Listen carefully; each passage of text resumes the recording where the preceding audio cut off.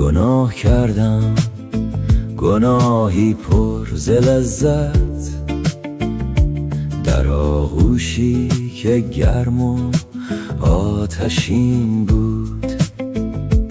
گناه کردم میان بازوانی که داغ و کینه جویی و آهنین بود.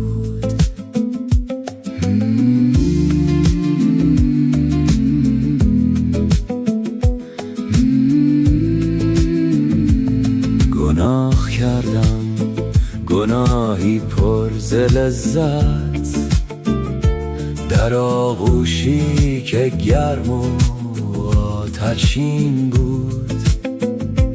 گناه کردم میان بازوانی که داغ و کینه جویی و آهنین بود.